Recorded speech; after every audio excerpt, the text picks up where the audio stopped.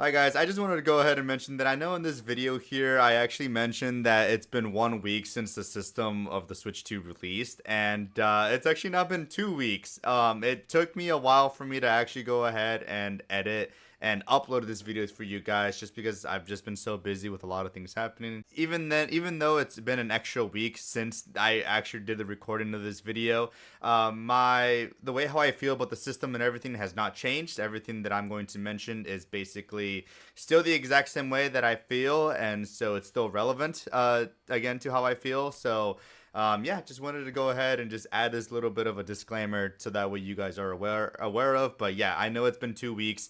It's just I'm slacking. All right, I'm sorry. Okay.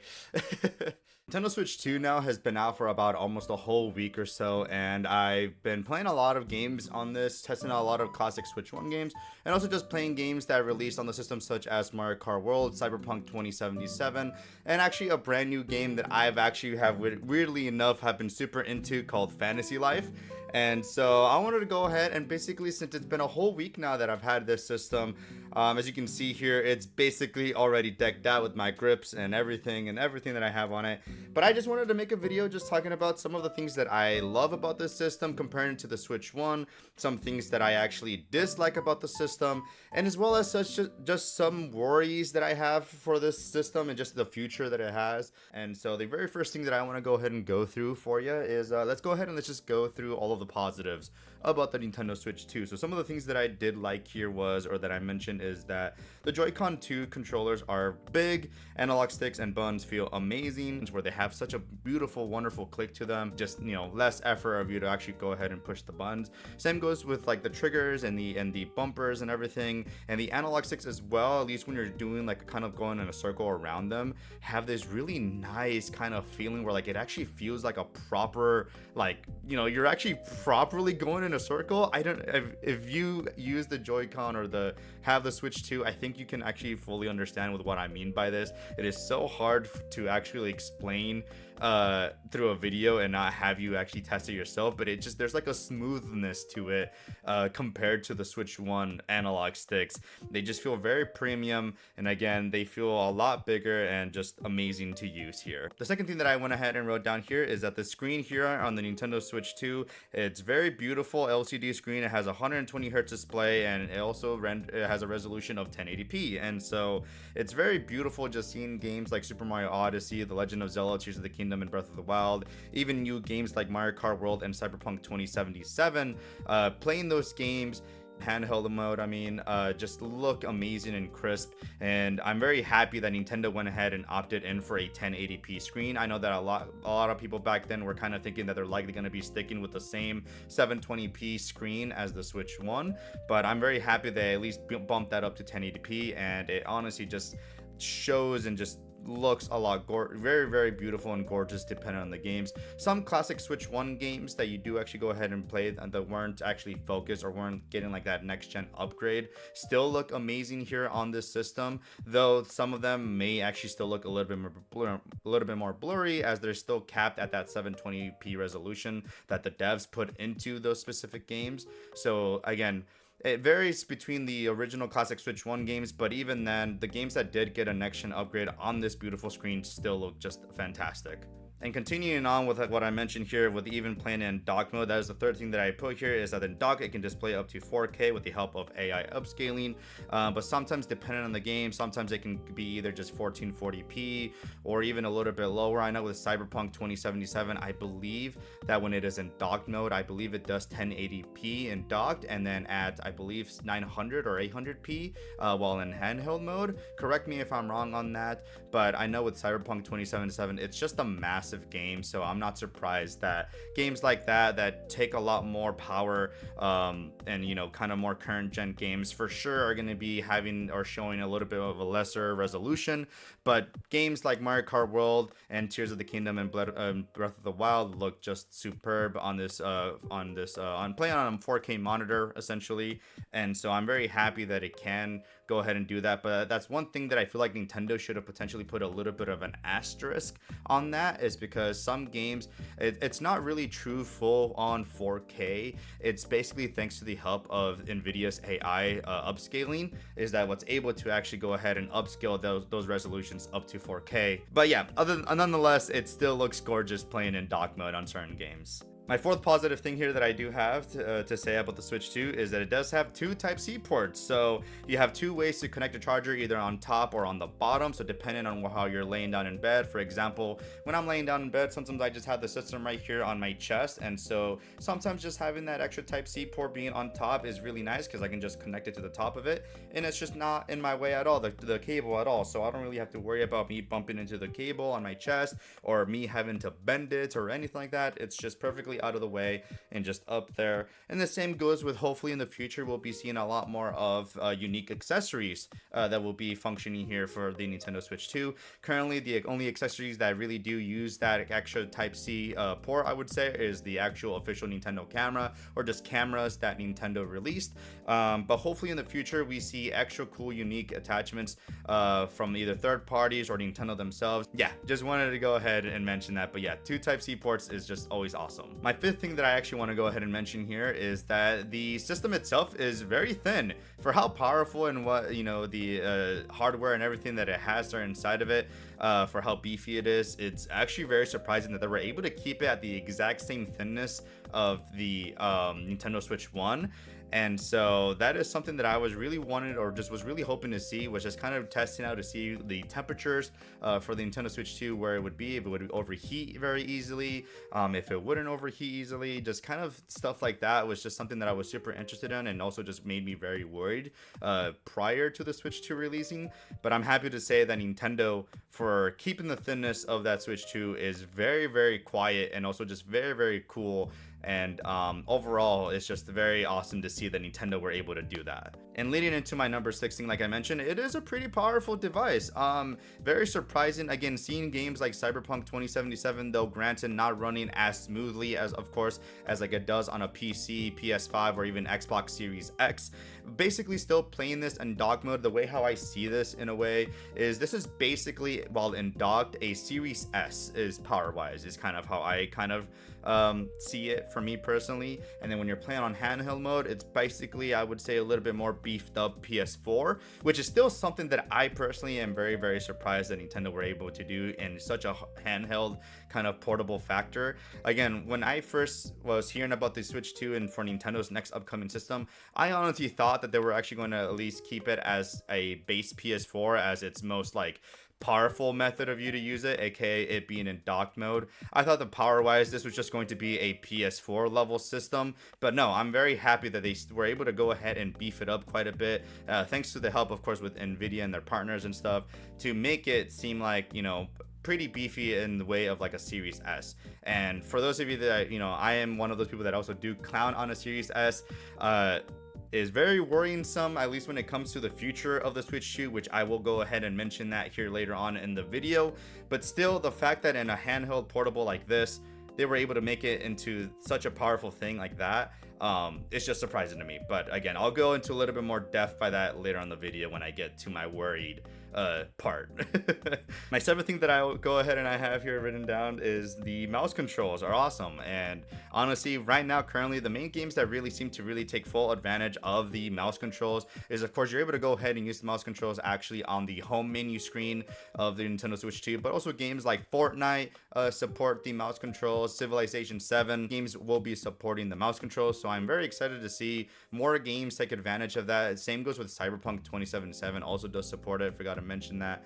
But yeah, it's just awesome to see that devs are taking advantage of that mouse control, and also just seeing future games like Drag Drive and Metroid Prime 4 taking full advantage of the mouse controls. It's just very awesome and exciting and just very unique that Nintendo implemented that onto their controller. It's just a very interesting thing, and also just something that I just didn't really expect Nintendo to do, as weirdly as that sounds.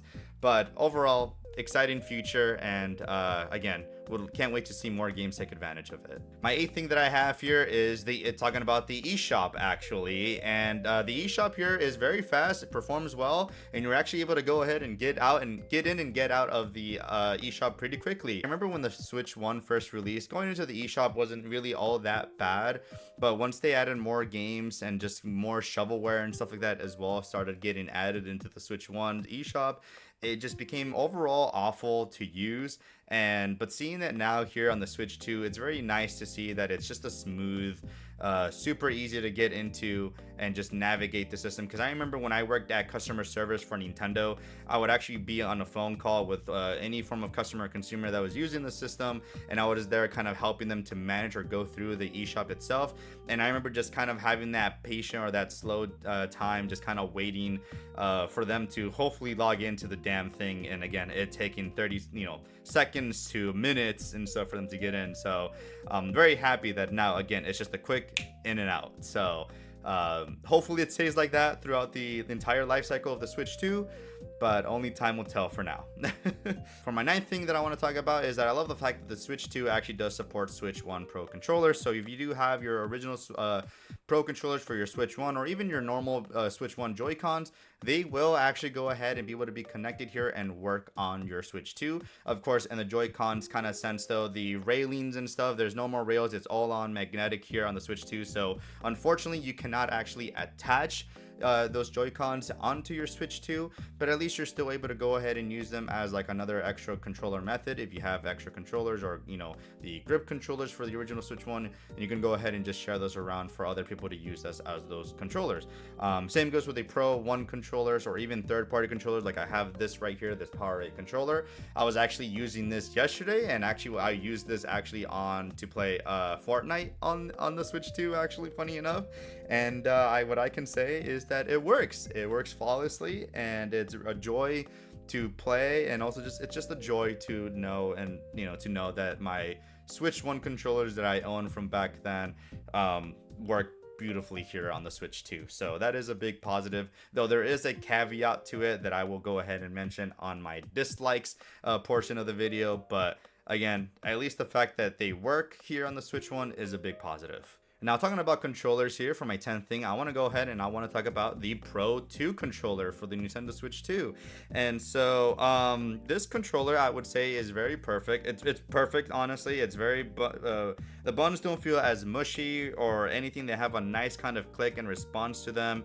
The bumpers and everything feel beautiful. The D-pad, I feel like, has actually been improved significantly compared to the Switch 1, though it's still not as great as like classic D-pads that Nintendo have made, based on like the DS and even Super Nintendo from old.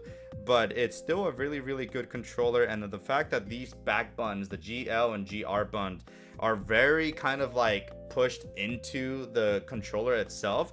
It's honestly, sometimes it's hard, or even I forget that they're even back there. And I'm one of those weirdos that if it does have back buttons on the controller, I just can't play certain games like that, weirdly enough. Like, for example, kind of single player type games where like I don't need those two back buttons. I just don't really like them for those types of games. But knowing that the buttons here are just flushed basically with the controller itself, it's just a nice thing, and I actually don't mind using these controllers for playing those single player type games. When it comes with competitive play, like games like Fortnite and stuff like that, they work flawlessly. I love using this controller for the back buttons there to help me kind of have better movement and just better control of what I'm doing in game.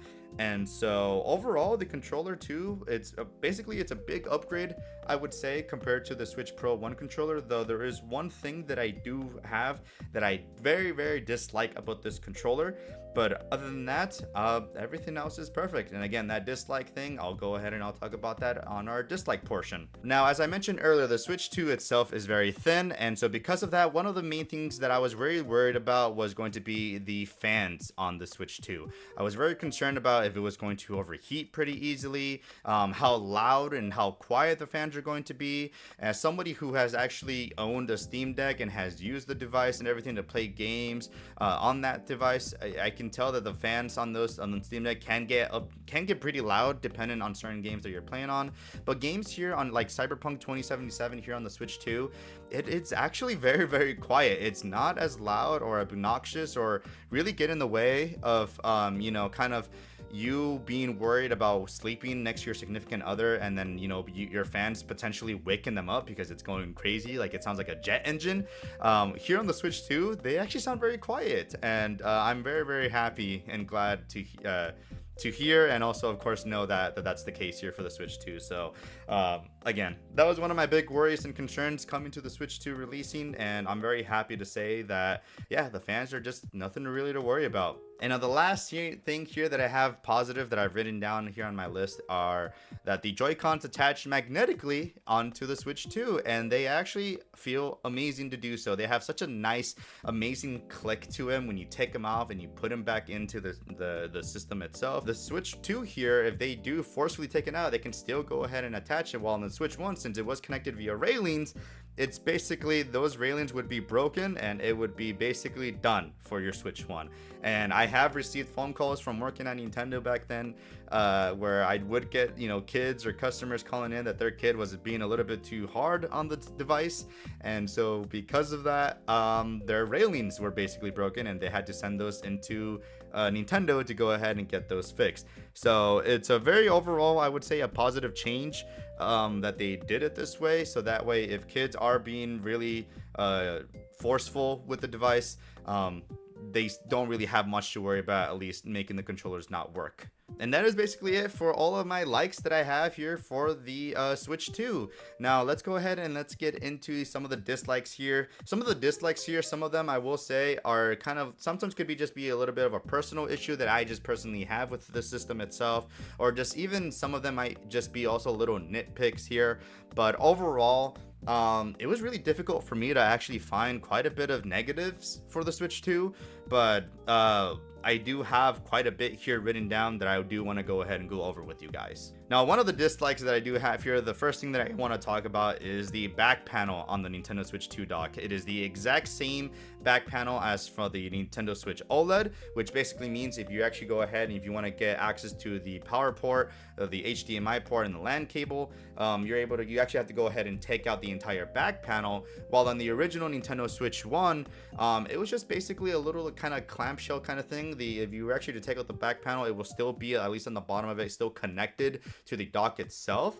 And I personally just prefer that method a lot more, just because once you're actually connected or have all your ports connected, it's just easy to go ahead and just kind of close the back panel off, and then you're just good to go. While here, it's just a huge pain to like have to realign the back panel where it's supposed to go, and then trying to push it back in and everything. And it's just a pain personally for me. I just always hated it, even on the OLED.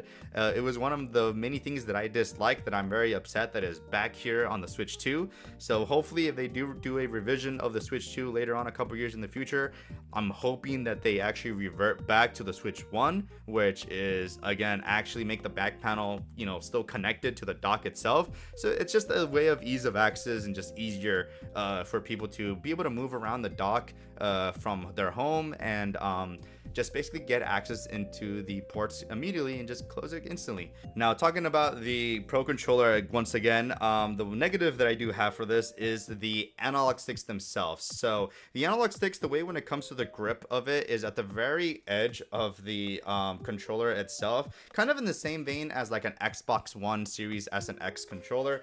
But I feel like with the Series S and X controllers, the grip of it is actually a lot larger. Like it has a bit more of a larger grip, and it's, I would say, a little bit more kind of concave inside of the controller, that it just gives out a little bit more of a grip. While here on the Switch 2, to show you guys an example, I feel like once I have my controller, and as you can see here, it just kind of feel like it slides a little bit to the edge of the controller. And so like my main thumb, or kind of like the edge here of my thumb where it connects, it's just right there at the very edge, and that's the thing that I control like in my analog stick with. Basically my point is that it just feel like this analog sticks are just a lot more slippery, and especially if you're somebody like me who does get sweaty hands, it can just be a massive problem. And so them calling this a Pro Controller, while they had the Pro 1 controller I feel like they did it perfectly, is a big negative. And so yeah, I just wanted to pinpoint that about the Switch 2 Pro controller, that is basically the only negative that I do have about this controller, is just the analog sticks and just how slippery they feel for me personally. And now talking about things that are slippery or just not having a good grip on them, as you can see here, as I mentioned, I do have a grip on the back of my Switch 2. This is basically from Skull & Company. Their grips that they actually went ahead and released for the Switch 2. And the reason why I had to go ahead and get this for myself is just because the Switch 2, again, since it's so thin and since it's just, just not really much of a grip, you don't really have any form of angular designs here on the back of the system at all, is that it just slides off, or just my hands get to cramp up quite a bit. I would say within maybe 30 minutes of me playing a certain game or anything, or just me wanting to, going for like longer sessions of a playtime, it can just cramp up my hands and just kind of hurt for me personally, and just makes it go a little bit numb, as weird as that sounds. So that is one negative that I did have, is that I'm a little bit upset. I get it that it's nice that they kept the same, with the thinness of the Switch 1, but I would have preferred a little bit more of an angular design, just to kind of help out and, have a bit more of a grip to the controls itself. So I don't know. Again, this could also just be seen as a little bit of a nitpick, but yeah, it just, for a longer play sessions, it does for me personally just hurts and cramps up my hands. Now, the fourth thing here that I actually went ahead and I want to mention here is that currently there's not really that many games that take advantage of the full 120 hertz display, or even if you have a 120 hertz monitor or whatever TV, there's not that many games that really take full advantage of that. The only games that I know of that will take full advantage of that when going in performance mode for those specific games is games like Metroid Prime 4, and I believe also Hades 2. And those two are really the only games that I can think of that will take full advantage of that 120 hertz. It's kind of disappointing that, again, they have that, but then they're really not, again, it's kind of like the 4K kind of thing that I mentioned earlier, is that Nintendo should have kind of added that as like a big asterisk as well, just to see it more on official Nintendo games, or just third-party games would have been better. But again, with the power wise of the Switch 2, again, not really being as powerful or as up to par as like a PS5 or even an Xbox Series X, it's understandable why, but again, just a very interesting choice.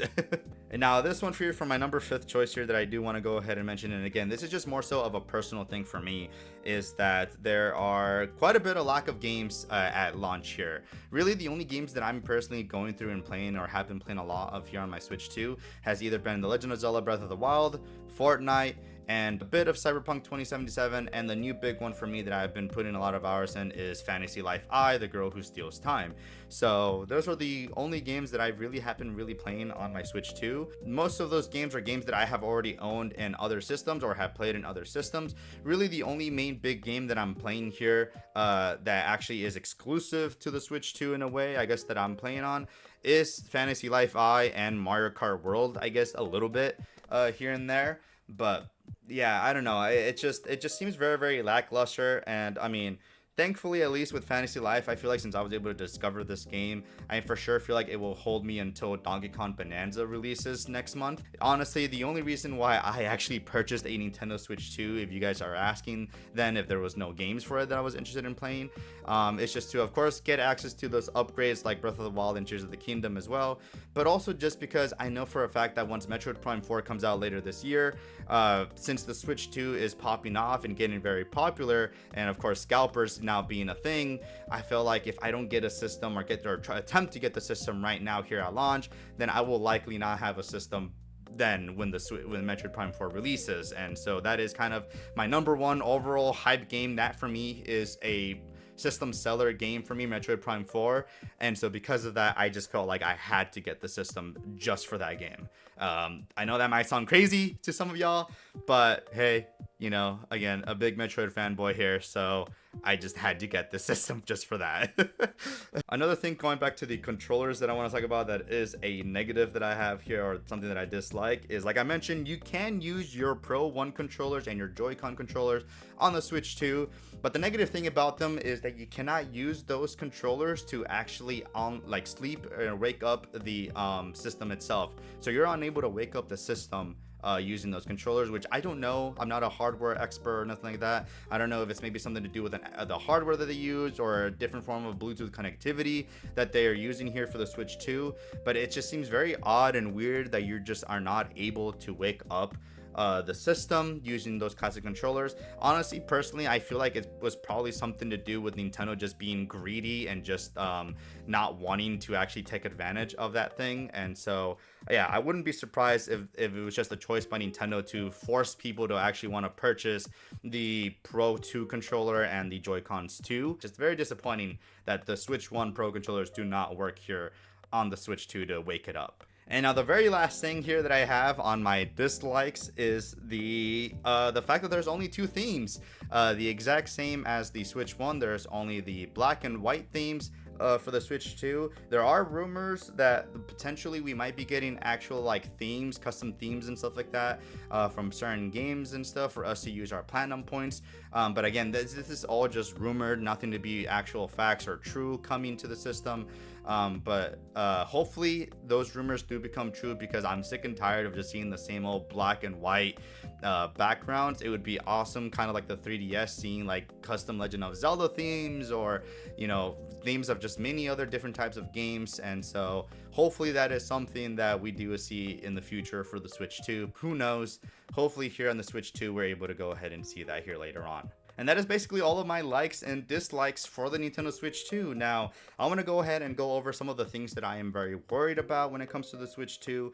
And things that I want to go ahead and mention here are things like, I'm concerned that the hardware for the Switch 2 may be a bit already outdated, in the same vein as the Switch 1, at least looking at it in more of like the future terms, as potentially there might be just a lack of third-party support coming from the system. It is nice that it does have, you know, the NVIDIA's AI upscaling and NVIDIA kind of specs there for it to use. And so, I mean, again, it is pretty powerful, but even nowadays in this generation, people have already been kind of even talking crap about the Series S. So over half of its life cycle, people have already talking a lot of poop about the Series S, and this being equivalent to a Series S, I'd say, while in docked mode, power-wise. Just, it's very concerning to see, and hopefully, again, it doesn't become a massive issue once next generation of PlayStation and Xbox releases. Another thing that I'm also very worried about is game key cards. I'm hoping that that is not going to be the norm for a lot of third parties. Typically, or actually, if anything, I actually do expect that to be the norm for them. But I'm very hoping that with the releases of the games that we have gone, you know, key cards are just kind of now going to be looked as like maybe we shouldn't do that kind of function. Because I personally, for me, whenever I see a game key card for a Nintendo Switch 2 game, I typically just kind of see that as like a, why should I even bother buying this? If I'm very interested in that specific game, I think at this point I'd much rather just download it onto my system instead, since it's not really going to be saving me any form of storage. I don't know. I guess we're just gonna have to wait and see again, but it is something that I'm very worried about. Another thing that I also am very worried about currently is that the future and just the games and stuff that we know for the Switch 2, we don't really know much about. Comparing to the Switch 1, when we got that original January presentation of the Switch 1, we know games of like Breath of the Wild coming at launch, Puyo Puyo Tetris, Super Mario Odyssey, Splatoon 2, ARMS, like just amazing games, and games that we were going to be getting basically every single month for the initial Switch 1 release. And even in 2018, a year after the Switch 1 was released, we were just getting a lot of new information and just updates of games coming out. Basically, we were getting Nintendo Directs maybe every single 2 to 3 months, right after the other, and just showcasing a lot of amazing games and third-party support games that were coming into the system. So that is something that I feel like we are currently lacking for the Switch 2. And I'm hoping that Nintendo, as this is another option or worry that I do have here that I have written down, is that due to the success of the Switch 1, they're now becoming a bit more greedy, and kind of like how PlayStation as well currently even is with the PS5, is that, you know, and just a lot of typical kind of companies do so whenever they have a successful system. When it comes to the new generation system, they basically try to get their, in the nicest way to put it, is they basically have their head so far up their asses that they just think that consumers are just going to follow along and accept whatever thing they're going to be doing. I just hope that we just get more information of things of what to expect, and a little bit more clearings of things for the Switch 2's future. But that is basically everything that I have here for this video for you guys. I know this video was rather long. I hope you guys did enjoy my banters. going through the entirety of this video of my likes and dislikes for the Switch 2. But again, let me know what you guys think. I hope you guys enjoyed this video. I will see you guys in the next one. And if you guys did, please go ahead and leave a like and subscribe. I want to say again a massive shout out and just thanks to you guys for just all the love and support that I have been getting here on the channel. I know that I haven't been uploading as much often as I've really been wanting to. It's just I've just been super busy with working and just a lot of different things happening in my life. And so again, I really do appreciate I really do appreciate you guys being patient with me and yeah, just sticking by me. So yeah, with that being said, I'll see you guys all in the next one. Love you guys. Bye.